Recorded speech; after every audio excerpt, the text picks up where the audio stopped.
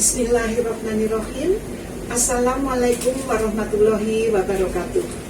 Alhamdulillah wa syukurillah wassalatu wassalamu ala rasulillah wa ala alihi wa sahbihi wa mawala wala haula wala quwata illa billah. Asyhadu alla ilaha illallah wahdahu la syarikalah wa asyhadu anna Muhammadan abduhu wa rasuluh.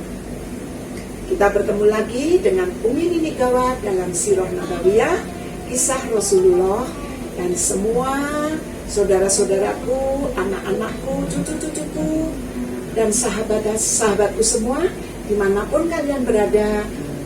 Umi Nini Gawat doakan selalu sehat walafiat dan selalu dalam lindungan dan kasih sayang Allah SWT. Dalam pandemi COVID-19 ini, apabila tidak ada keperluan yang sangat mendesak atau penting sekali, jangan keluar rumah. Namun apabila keluar rumah, patuhi protokol kesehatan yang dianjurkan oleh pemerintah, yaitu 3M, memakai masker, mencuci tangan dengan sabun, menjaga jarak, dan jauhilah, jangan sampai berkerumun. Oke? Bab yang 66 ini kita bekerja sama dengan GN YouTube channel. Jangan lupa like, komen, subscribe, dan bagikan. Terima kasih. Kita mulai ya. Allahumma sholli ala sayyidina Muhammad wa ala ali sayyidina Muhammad. Pada awal kehidupan di Madinah, kaum muhajirin itu mengalami kesulitan, yaitu benar-benar sangat sulit. Maka sampai suatu hari paman Rasulullah yang bernama Hamzah bin Abdul Muthalib datang ke rumah Rasulullah. Kepada beliau sambil perut lapar, sambil bertanya kalau ada sesuatu yang bisa dimakan. Berdagang adalah salah satu pekerjaan yang banyak dilakukan oleh kaum muhajirin. Abdurrahman bin Auf yang sudah dipersaudarakan oleh Rasulullah SAW dengan Sa'ad bin Rabi, pernah Sa'ad bin Rabi menawarkan kepada Abdurrahman bin Auf untuk separuh hartanya. Namun Abdurrahman bin Auf menolak. Dia hanya ingin ditunjukkan jalan menuju ke pasar. Di sana mulailah Abdurrahman bin Auf itu berdagang mentega dan keju. Tidak memakan waktu lama, Abdurrahman bin Auf sukses sehingga bisa kembali menjadi kaya, berhasil meraih kekayaannya kembali, dan dapat pula ia menikahi dan memberikan mas kawin kepada muslimah dari Madinah. Sesudah itu Abdurrahman bin Auf pun memiliki kafilah-kafilah yang pulang dan pergi membawa perdagangan. Dan selain Abdurrahman, banyak pula kaum muhajirin yang berdagang, karena memang kaum muhajirin itu ahli dalam perdagangan, sehingga orang-orang mengatakan bahwa dengan perdagangan orang muhajirin bisa mengubah pasir menjadi emas. Sementara itu kaum muhajirin yang lain seperti Abu Dar, Umar, Ali bin Abu Thalib memilih pekerjaan sebagai petani. Keluarganya, semua keluarga mereka turun bekerja, mengerjakan tanah milik kaum Ansor, dan pemiliknya juga ikut bekerja bertani. Ada pula kaum muhajirin yang masih tetap hidup susah, namun dia tidak mau dikasihani, sehingga dia tetap membanting tulang dan bekerja keras, asal itu semuanya halal. Ada lagi segolongan orang Arab yang datang ke Madinah dan menyatakan masuk Islam. Namun kondisinya sangat memprihatinkan, miskin, bahkan tidak mempunyai tempat tinggal. Sehingga baginda Nabi besar Muhammad SAW memberikan tempat tinggal di selasar masjid yang disebut sufah. Nah, orang-orang yang tinggal di situ disebut ahli sufah. Mereka belanja mereka pun diberi oleh muslimin yang berkecukupan, yaitu dari kaum muhajirin dan kaum ansor. Itulah ajaran Rasulullah bahwa orang yang mampu harus menolong yang tidak mampu. Jadi artinya sedekah itu firman Allah, perintah dari Allah Subhanahu wa taala. Di Madinah kaum muslim pun sudah mengerjakan sholat 5 waktu, namun banyak sekali pengikutnya sehingga sulit semua orang itu untuk tahu waktu tiba sholat. Nah, akhirnya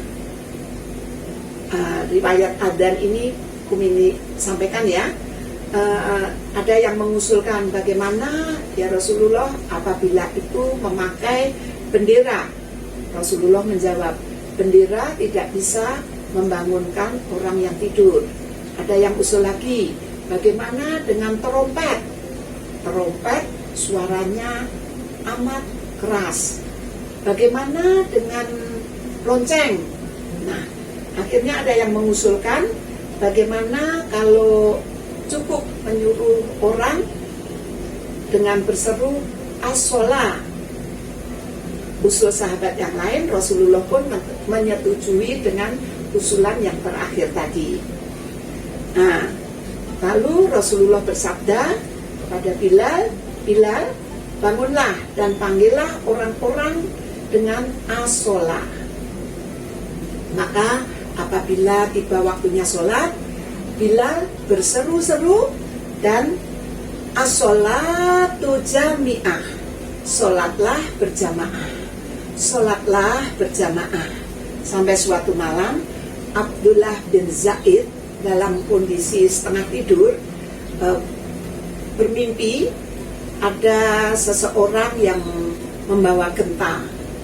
Abdullah bin Zaid dalam hatinya ingin sekali membeli genta itu untuk untuk membangunkan orang apabila tiba waktunya sholat. Namun dalam mimpinya itu orang yang membawa genta bilang, akan aku tunjukkan sesuatu yang lebih baik daripada genta ini. Maka orang itu pun berdiri dan berserulah,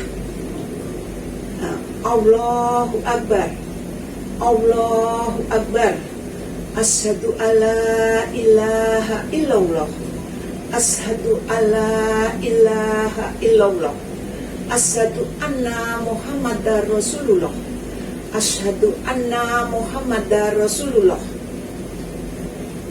hayya 'ala shalah, hayya 'ala shalah, hayya 'ala falah, hayya 'ala falah, Allahu Akbar, Allahu Akbar, la ilaha illallah. Kemudian orang tersebut berdiri ke tempat yang agak jauh juga mengajarkan iqamah. Keesokan harinya Abdullah bin Zaid dengan tergopoh-gopoh langsung mendatangi Rasulullah menceritakan mimpinya tadi malam dalam kondisi setengah tidur itu. Nah, maka Rasulullah pun bersabda, itu mimpi yang benar, dan pergilah kamu ke Bilal, karena ajarilah Bilal dengan apa yang telah kamu mimpikan tadi. Jadi semua harus kamu ajarkan, karena Bilal suaranya lebih tinggi dan lebih panjang. Terus hendaklah Bilal memanggil orang sholat dengan cara yang itu, dengan cara yang diajarkan oleh Abdullah bin Zaid dalam mimpinya itu. Bilal pun kemudian mengumandangkan azan dan iqamah seperti yang diajarkan oleh Abdullah bin Zaid kepadanya. Dan mendengar Bilal, Umar bin Khattab tergopoh-gopoh juga lari menuju ke baginda Rasulullah sambil berkata, "Ya Rasulullah, demi zat yang telah mengutus engkau dengan benar, sungguh semalam saya bermimpi seperti apa yang telah dikumandangkan oleh Bilal, dan bertemu kepada seseorang, yaitu mengumandangkan, berseru sebagaimana yang diucapkan oleh Bilal." Rasulullah pun bersabda, "Segala puji bagi Allah, demikianlah itulah yang lebih tetap." Nah, itu tadi riwayat adzan yang Umi Nini sampaikan. Allahu Akbar, Abdullah bin Zaid yang bermimpi, adzan sampai hingga sekarang, sampai akhir zaman, adzan yang dikumandangkan oleh Bilal diteruskan sampai umat-umat Rasulullah akhir zaman. Dan itulah pertemuan kita pada hari ini. Apabila ada tutur kata Umi Nini yang keliru, mohon bisa dimaafkan. Dan kita tutup doa kafaratul majelis ya. Subhanaka Allahumma wa bihamdika ashadu alla ilaha illa anta astaghfiruka wa atubu ilaika. Bertemu lagi besok. Billahi taufiq wal hidayah. Wassalamualaikum warahmatullahi wabarakatuh.